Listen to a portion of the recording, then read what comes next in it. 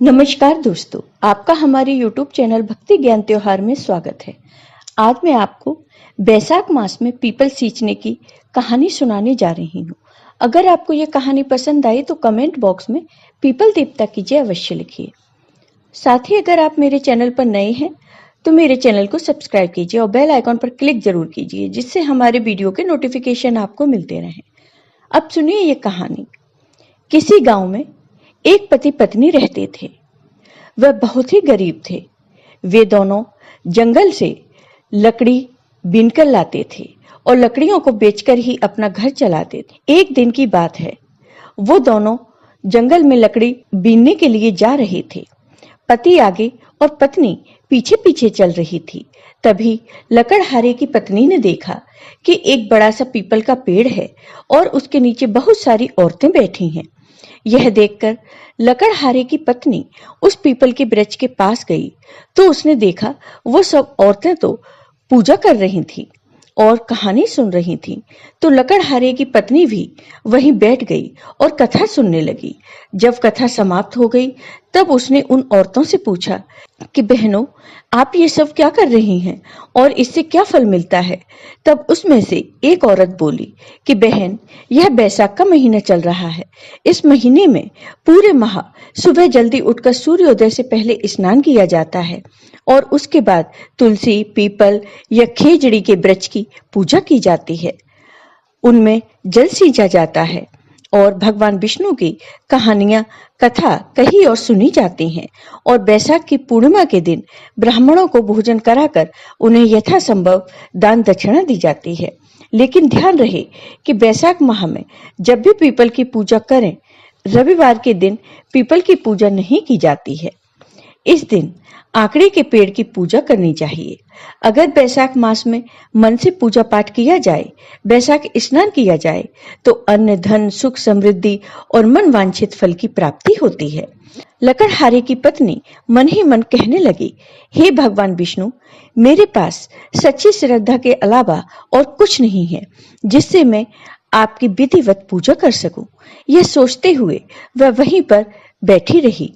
जब सब औरतें पूजा करके वहां से चली गईं, तो लकड़हारे की पत्नी ने अपनी साड़ी के पल्लू को तालाब में डुबोया और गीला करके पीपल की जड़ में लाकर निचोड़ दिया। अब रोजाना वह यही करती और पूजा करती। उसके मन में सच्ची श्रद्धा और आस्था तो थी, उसे पूरा विश्वास भी था कि भगवान विष्णु उसकी पुकार जरूर सुनेंगे।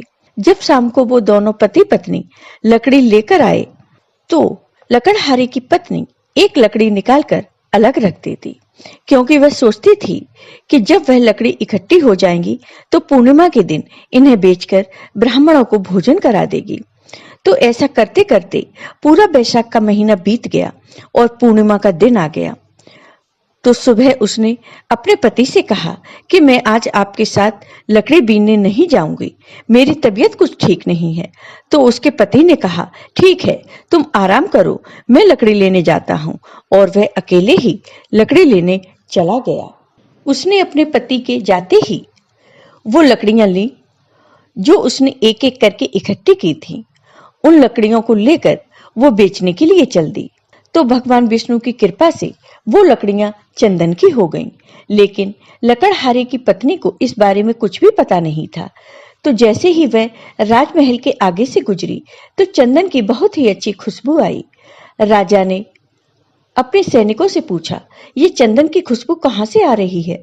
तो सैनिकों ने बाहर आकर देखा और राजा को बताया कि महाराज, एक औरत चंदन की लकड़ियां का गट्ठर बनाकर बेचने जा रही है। उसी के गट्ठर में से ये खुशबू आ रही है। तो राजा ने कहा, उस औरत को राजमहल में बुलाओ। तो सैनिक उसे अंदर ले आए। राजा ने कहा, मैं तुम्हारी लकड़ियां खरीदना चाहता हूँ, तुम बताओ ये लकड़ियां कितने में बेचोगी? तब लकड़हारे की पत्नी ने गट्ठर नीचे रखा और कहा, महाराज, आप जितना चाहे दे दें, मुझे तो सिर्फ 5 ब्राह्मणों को भोजन कराना है और उन्हें दान दक्षिणा देनी है।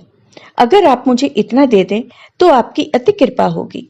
तो राजा ने ब्राह्मणों को भोजन कराने, उन्हें दान दक्षिणा देने की सारी व्यवस्था कर दी। फिर लकड़हारे की पत्नी अपने घर चली गई। घर आकर उसने भोजन तैयार किया और ब्राह्मणों को बुलाकर उन्हें भोजन करवाया और दान दक्षिणा दी। ब्राह्मण बड़ी खुशी से उसे आशीर्वाद देकर वहां से चले गए।